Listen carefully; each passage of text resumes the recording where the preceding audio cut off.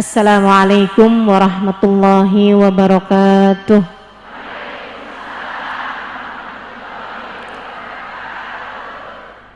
Alhamdulillah, wassalatu wassalamu ala rasulillah Muhammad ibn Abdillah wa ala alihi wa sahbihi wa man walah. Subhanaka la ilma lana illa ma 'allamtana innaka antal alimul hakim. Rabbi shrah li sadri wa yassir li amri wahlul 'uqdatan min lisani yafqahu qawli. Amma ba'du. Pertama-tama izinkan saya buka cadar. Tolong tidak foto, tidak video. Ya. Tidak foto, tidak video. Dan saya juga berharap semua yang pakai cadar silahkan dibuka.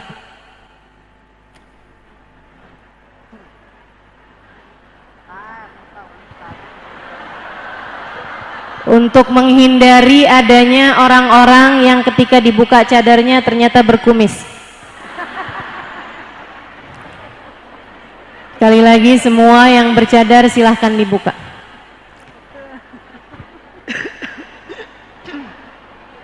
Al-majalis bil amanah. Kata Nabi Muhammad sallallahu alaihi wasallam, al-majalis bil amanah. Majlis itu ada amanatnya.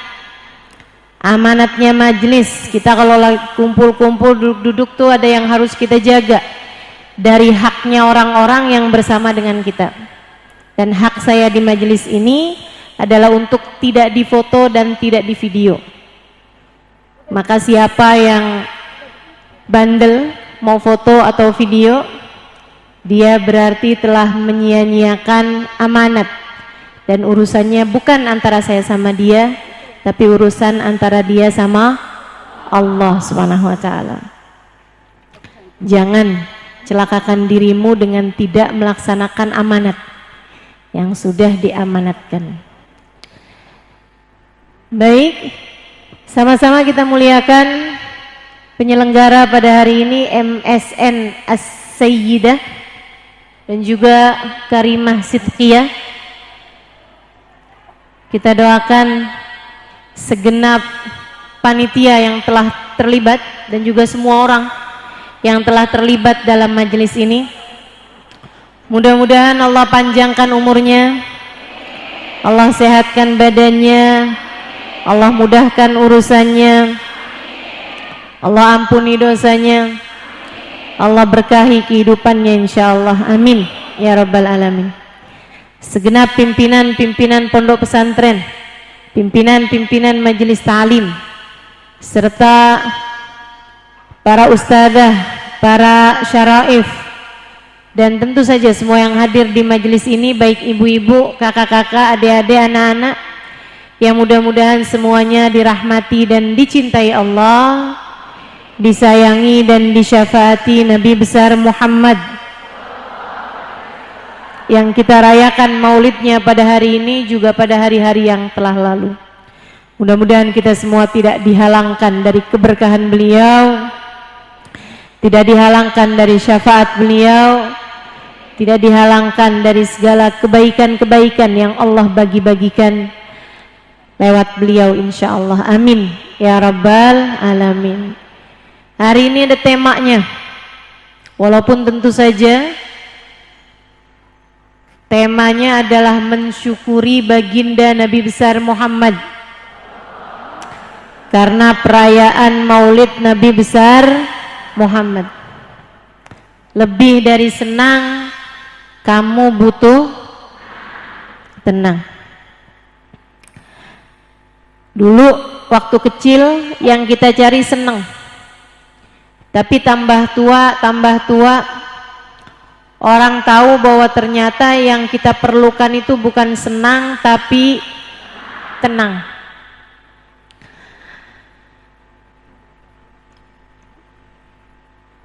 Kalau orang masih baru belum terlalu ngerti itu lebih kecil lagi, bahkan dia bukan cuma nyari senang tapi nyari uang.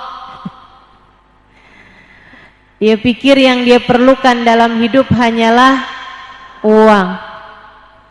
Padahal uang tidak selalu memberi kesenangan.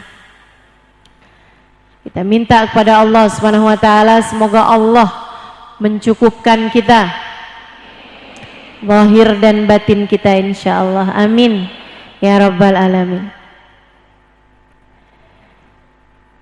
Lebih dari senang, kamu perlu tenang. Karena kesenangan sifatnya sementara. Orang yang senang, keadaan yang sangat terlalu itu akan berubah dalam waktu sebaliknya, dalam waktu cepat ataupun lambat. Itu teori kehidupan, udah pasti tuh. Makanya sama apa-apaan jangan terlalu. Terlalu cinta, nanti lama-lama jadi benci. Terlalu seneng, nanti lama-lama jadi sedih. Ibu-ibu perhatikan anak kecil dah, anak bayi tuh, anak kecil, balita. Kalau habis ketawa yang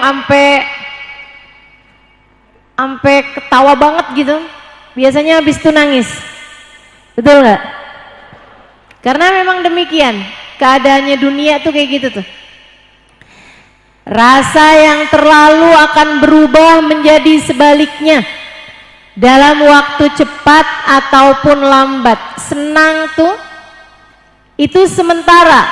Nggak ada orang yang hidupnya dicipta senang terus. Karenanya bukan itu yang kita mau cari.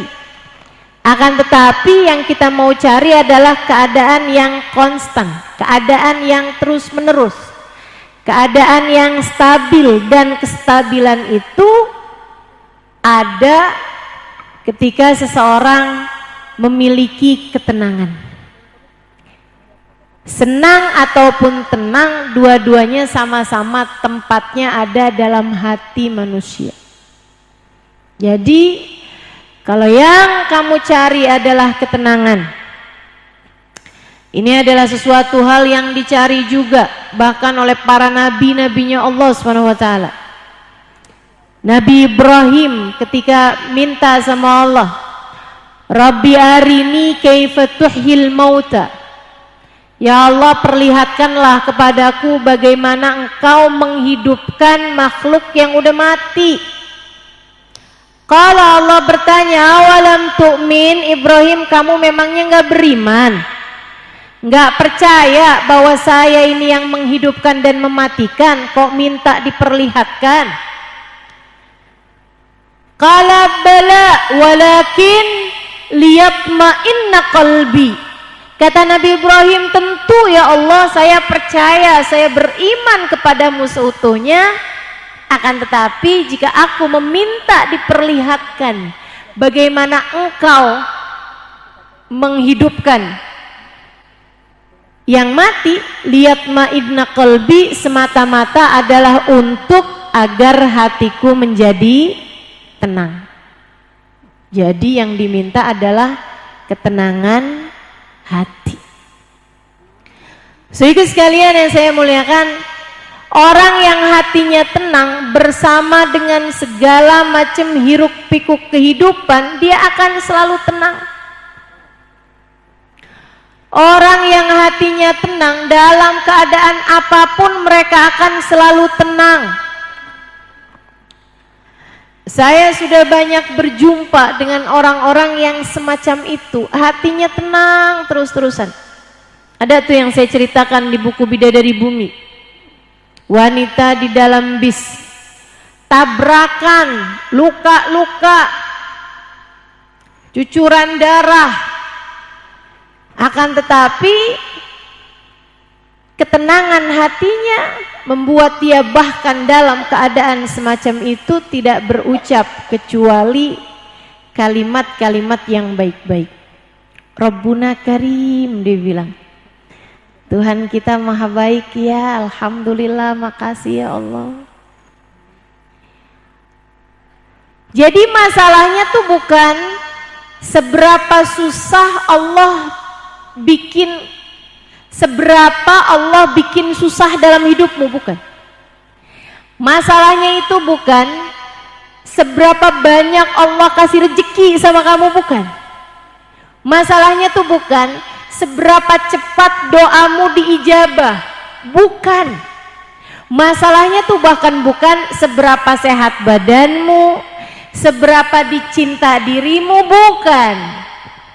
Akan tetapi masalahnya tergantung pada hatimu, seberapa tenang menghadapi semuanya.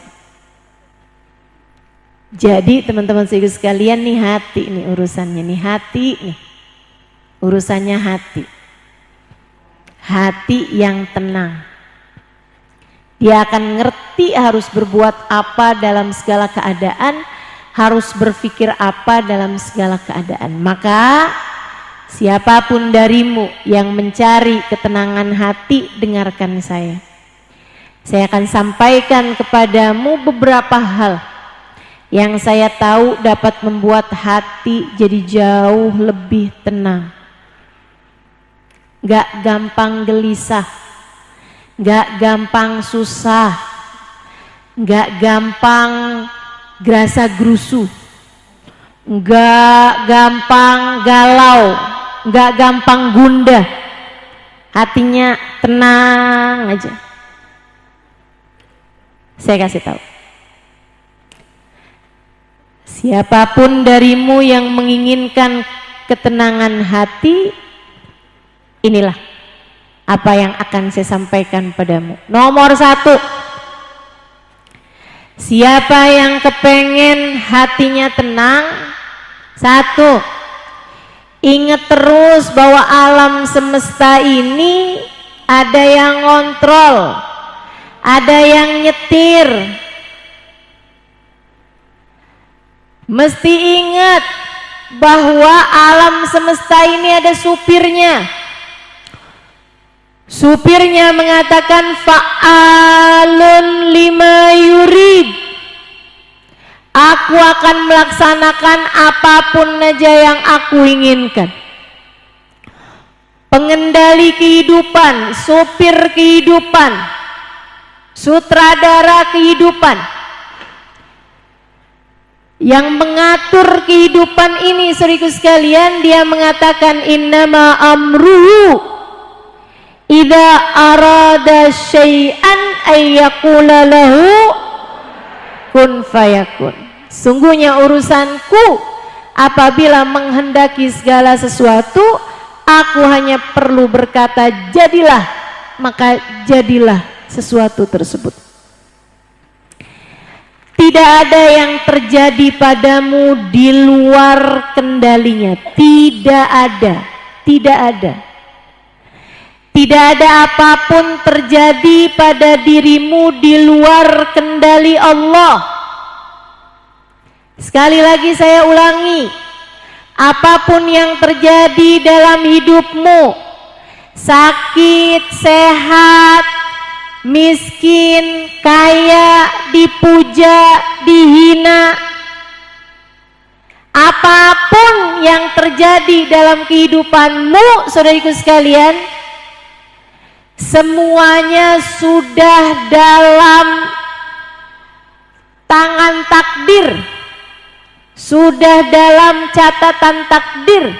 Itu sebabnya baginda kita Nabi besar Muhammad mengatakan dalam salah satu hadisnya, liyakthur liyakil hammuk magudir yakun. Kata Nabi Muhammad, liyakil hammuk magudir yakun. Pasti akan sedikit susahmu, niscaya akan sedikit susahmu ketika kamu berpikir bahwa makudir yakun, apapun yang ditetapkan Allah pastilah akan terjadi. Masya Allahu kan, wa ma lam yasha lam yakun. Apapun yang dikehendaki Allah terjadi pasti akan terjadi. Apapun yang tidak dikehendaki Allah untuk terjadi tidak akan terjadi. Jadi dalam segala keadaan, yang pertama kali harus kamu lakukan kalau hati kamu mau tenang adalah ingat Allah, ingat Allah, saudariku sekalian, ingat Allah. Allah yang udah ngatur semuanya, semuanya ada dalam kendali Allah. Ingat terus itu. Liyakil hamuk, kata Nabi Muhammad, makudir yakun. Apapun yang Allah tetapkan, pastilah akan terjadi. Itu sebabnya Nabi itu orang yang hatinya paling tenang, nggak pernah gelisah, nggak pernah gerasa gerusu, nggak pernah panik. Nabi selalu tenang, diperlakukan apapun, terjadi apapun, Nabi Muhammad selalu tenang. Ketika Nabi dalam salah satu pulang peperangan, Nabi terlihat letih di atas kendaraan. Para sahabat memutuskan, yuk kita istirahat dulu aja. Rasul, gimana kalau kita istirahat dulu? Kata Nabi, iya, yuk istirahat dulu. Nabi turun dari kendaraan beliau, dari kuda beliau, kemudian beliau duduk di bawah sebatang pohon, kena silir-silir angin, beliau ngantuk, teman-teman, beliau pun tidur. Sebelumnya beliau gantung pedang yang beliau punya, digantung di dahan pohon, beliau kemudian tidur. Sahabat lihat Nabi Muhammad tidur, nggak mau gangguin. Ini sahabat nih ya, cinta akan tetapi kenyamanan yang dicinta nomor satu bagi mereka. Sahabat tuh cintanya luar biasa sama Nabi, tapi nggak ada yang berebutan salaman gitu, apalagi ngajakin selfie. Nggak ada tuh yang sama Nabi Muhammad tuh, semuanya kapan waktu aja minta didoain, minta dipegangin kepala, minta dipegangin dada. Ini saya sekalian curcol. Nggak ada. Kenapa? Sebab mereka paham kalau cinta bikin nyaman. Kalau sayang, buatlah yang kamu sayangi menjadi nyaman. Sebab kenyamanan hati Nabi Muhammad itu nomor satu nilainya di sisi Allah. Jadi para sahabat ngertiin itu. Mereka bilang, Nabi lagi istirahat yuk, kita agak jauhan biar enggak gangguin istirahatnya Nabi Muhammad. Mereka pun di seberang gunung, jadi kealingan gunung, Nabi sebelah sisi sini, merekanya di seberang gunung yang lain. Mereka masak, mereka bangun tenda, mereka memberi makan ternak dan lain sebagainya, kan menimbulkan suara-suara biar nggak gangguin tidurnya Nabi Muhammad. Mereka di samping gunung yang sebelah sana lagi. Datang musuh Allah namanya Da'thur. Orang kafir punya kebencian sama Nabi Muhammad. Lagi lewat di situ, dia lihat Nabi Muhammad sendirian. Kebenaran banget nih. Pucuk dicinta ulam tiba nih. Kesempatan langka ini. Tambah dekat. Dia yang asalnya mengendap-endap jadi terang-terangan karena ternyata nggak ada siapapun sahabat jagain Nabi Muhammad. Wah, kesempatan emas nih umat Islam, gimana sih nih? Dia bukannya jagain nabinya, malah dibiarin aja sendirian. Dia pun kemudian mengambil pedangnya Nabi yang tadi digantung tuh, dia ambil, dibuka dari selongsongnya, kemudian diarahkan tepat di depan leher Nabi Muhammad.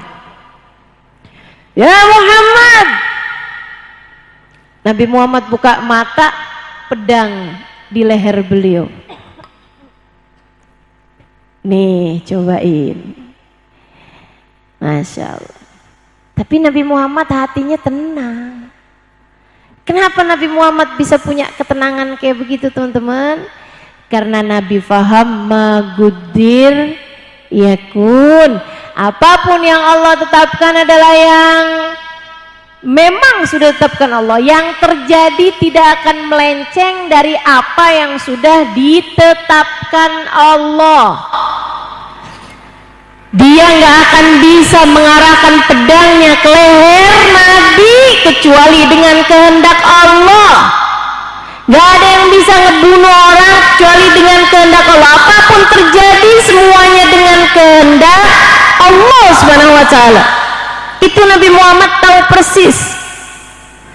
Penuh iman beliau dengan hal yang semacam itu. Ridho dengan apapun yang ditetapkan oleh Allah Subhanahu wa taala. Itulah kunci ketenangan hidup baginda kita Nabi besar Muhammad. Nabi Muhammad bangun pas banget lehernya tuh pedang nyentuh ujungnya tuh leher Nabi Muhammad. Manilladzi yansuruk in qataltuka fi hadzal makan. Siapa yang bisa tolong kamu kalau aku bunuh kamu di tempat ini? Kata Da'thur. Nabi Muhammad dengan tenang menjawab, Allah. Yang bisa tolong saya adalah Allah. Ucapan Nabi Muhammad Allah menggerakkan arus, menggerakkan singgasana, menggerakkan tiang-tiang arus, termasuk menggerakkan tangannya Da'thur, gemeteran sampai pedangnya jatuh, diambil balik sama Nabi Muhammad. Wa anta ya Da'thur, kalau kamu gimana Da'thur? Siapa yang bisa tolong kamu kalau kamu yang saya bunuh di tempat ini? Tunduk Da'thurnya. Enggak ada wahai Muhammad kecuali jika engkau memaafkan saya. Nabi Muhammad memasukkan kembali sarung itu, pedang itu ke sarungnya, kemudian berkata, Idhab, pergilah sebelum sahabatku melihatmu, aku khawatir mereka tidak akan memaafkanmu. Tenang aja Nabi itu.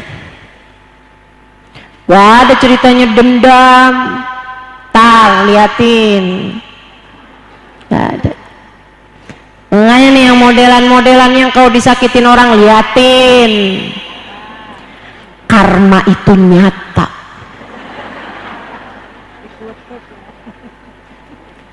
Saya sih nggak mau bales ya, tapi balesan Allah itu ada.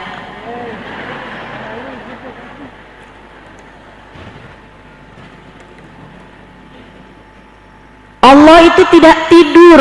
Wah, nih bahasanya nih. Betul, semua betul.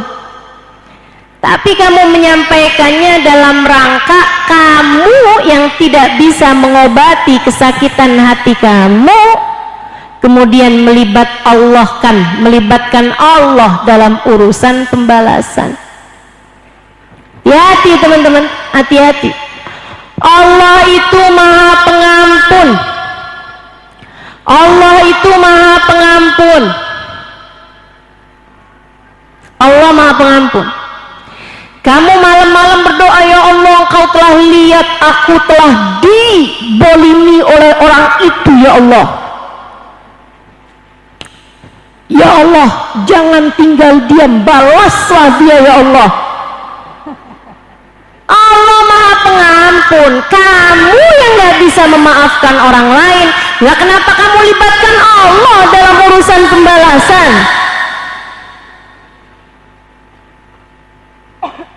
Kalau kamu mau melibatkan Allah, libatkan Allah dalam urusan ampunan.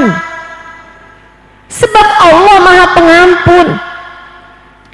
Ya Allah, orang itu telah berbuat jahat kepadaku. Akan tetapi saksikanlah, saya sudah memaafkan dia, maka maafkanlah dia ya Allah. Nah tuh, baru benar. Halo? Gimana? Bisa? Lihat-lihat dulu kasusnya Ustazah. Kalau urusannya suami saya dilebet pelakor,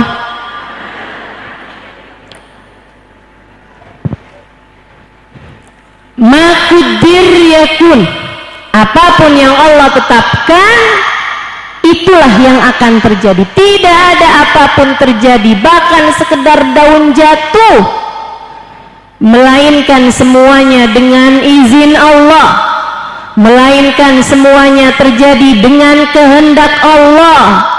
Tidak ada apapun yang luput dari pengawasan ataupun pengendalian Allah. Maka tenangkanlah hatimu, maka tenangkanlah hatimu, tenangkanlah hatimu. Ingatlah selalu, Allah tahu, Allah lihat, Allah kehendaki. Allah tahu, Allah mengawasi, Allah menghendaki. Udah gitu aja, enak. Saya sering terbang di atas pesawat, maksudnya sering, karena jadwal yang banyak mengharuskan saya untuk kemana-mana naik pesawat terbang. Saya suka lihat orang di pesawat terbang itu di dalam pada tidur. Apalagi kalau perjalanan jauh ke luar negeri yang 7 jam, 8 jam gitu, banyak tuh udah siap-siap pakai bantal tidur, baru terbang aja udah tidur gitu. Kenapa orang bisa terbang di atas pesawat? Karena mereka tahu di depan ada pilotnya. Saya bayangin kalau misalnya nih baru awal terbang gitu ya, baru naik nih, kemudian diumumin, mohon maaf, pertanyaan kepada semua penumpang pesawat ini, ada nggak yang bisa nyetir pesawat?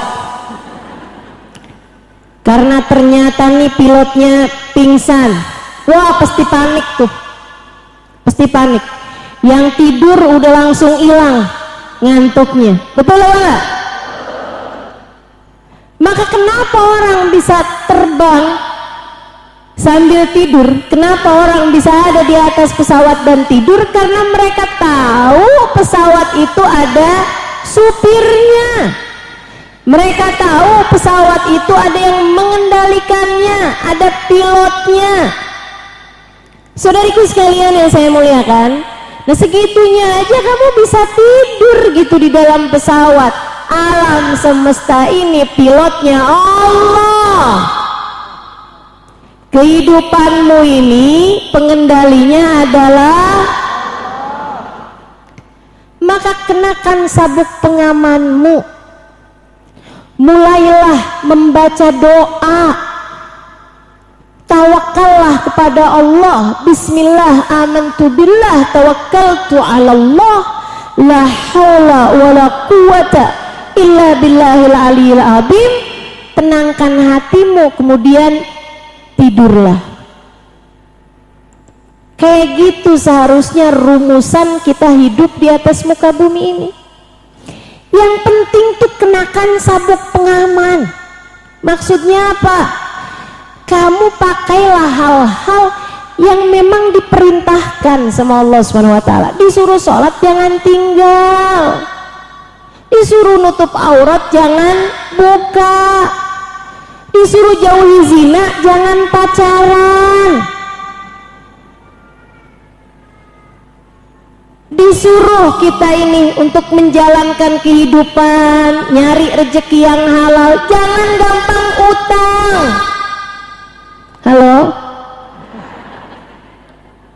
Tiap kamu melanggar aturan-aturan Allah sama saja dengan kamu melepaskan sabuk pengaman yang sedang kamu kenakan itu.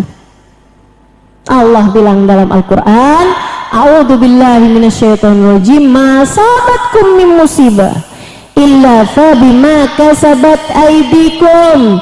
Tidaklah menimpa kepada kalian satu musibah melainkan disebabkan ulah perbuatan kalian sendiri. Tiap kali datang yang gak enak dalam kehidupan, sebabnya adalah karena dosa yang kamu sudah